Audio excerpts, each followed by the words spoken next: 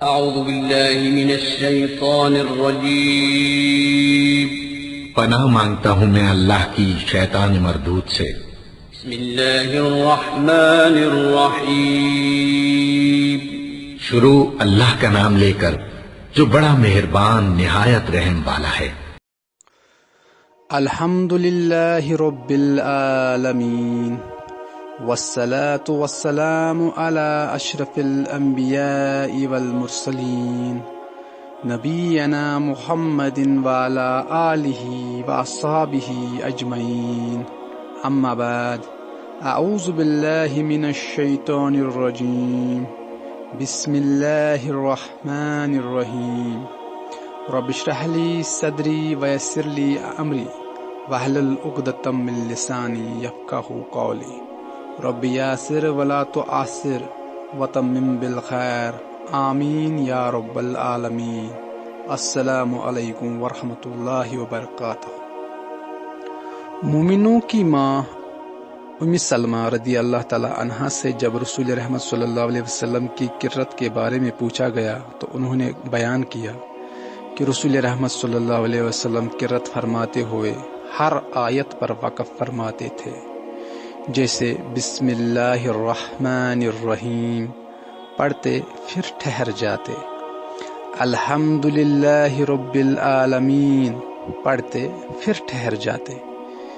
اسی وجہ سے قرہ کی ایک جماعت نے بسم اللہ الرحمن الرحیم اور الحمد للہ رب العالمین کے درمیان وقف کر کے پڑھا ہے، جبکہ ایک جماعت نے الرحیم کی میم کو الحمد للہ کے لام کے ساتھ ملا کر پڑھا ہے۔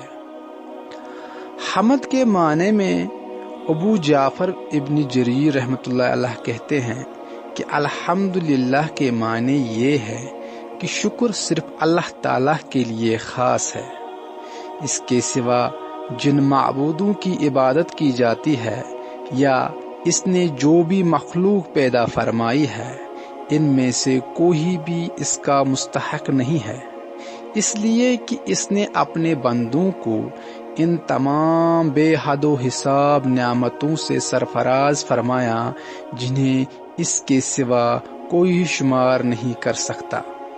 اس نے اپنی اطاعت کرنے کے لیے تمام اسباب عطا فرمائے، فرائض ادا کرنے کے لیے اپنے بندوں کو تمام جسمانی طاقتوں سے نوازا، اور پھر دنیا میں رزق کی فراوانی عطا فرمائی اور زندگی بسر کرنے کے لیے کسی حق کے بغیر انواع و اقسام کے نعمتوں سے سرفراز فرمایا، اور اس نے ہمیں ان اسباب کے بارے میں بتا دیا اور انہیں اختیار کرنے کی دعوت دی جو ابدی نعمتوں کے مقام جنت میں ابدی و سرمدی زندگی ذریعہ میں پس اول و آخر اسی ذات پاک کی حمد ہے۔ ابن جریر رحمۃ اللہ علیہ کہتے ہیں الحمدللہ ثنا کا کلمہ ہے، اس کے ساتھ اللہ تعالیٰ نے خود اپنی ثنا بیان فرمائی ہے، اور اس کے ضمن میں اپنے بندوں کو بھی اس نے یہ حکم دیا ہے کہ وہ بھی اس کی ثنا بیان کرے۔ گویا اس نے ہمیں حکم دیا ہے کہ جب میری ثنا بیان کرنے لگو تو کہو الحمدللہ۔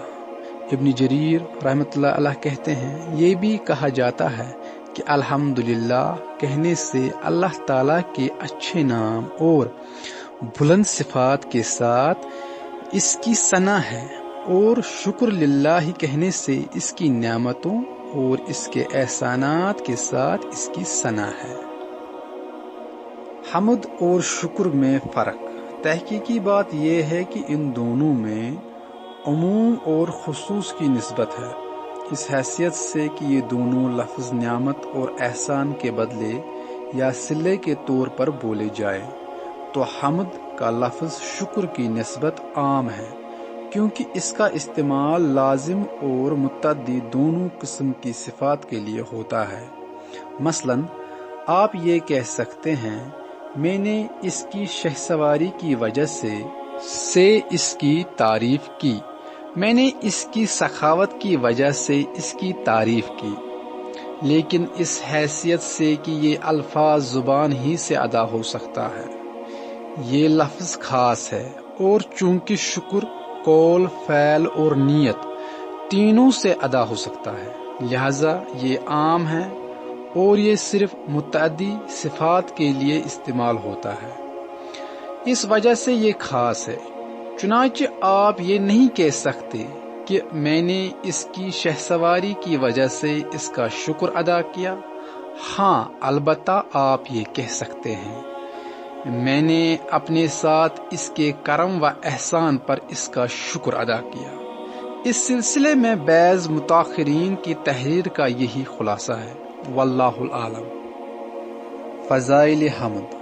امام احمد بن حنبل رحمۃ اللہ علیہ نے اسود بن سریح کی روایت میں بیان کیا ہے کہ میں نے عرض کی، اے اللہ کے رسول صلی اللہ علیہ وسلم، میں آپ کو اپنے وہ اشعار نہ سناؤں جن میں نے اپنے رب تبارک و تعالیٰ کی حمد بیان کی ہے؟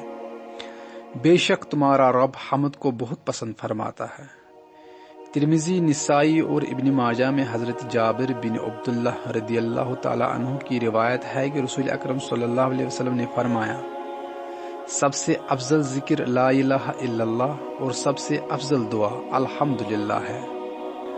امام ابن ماجہ نے حضرت انس بن مالک رضی اللہ تعالی عنہ کی روایت بیان کی ہے کہ رسول اکرم صلی اللہ علیہ وسلم نے فرمایا، جس بندے کو اللہ تعالی کسی نعمت سے سرفراز فرمائے اور وہ اس پر الحمدللہ کہے تو اس کا یہ حمد کہنا اس نعمت سے افضل ہے جو اس نے حاصل کی ہے۔ آج کے مضمون میں جتنے بھی احادیث کا ذکر ہوا ہے ان کی تفصیل آپ کو ڈسکرپشن میں مل جائے گی۔ والسلام۔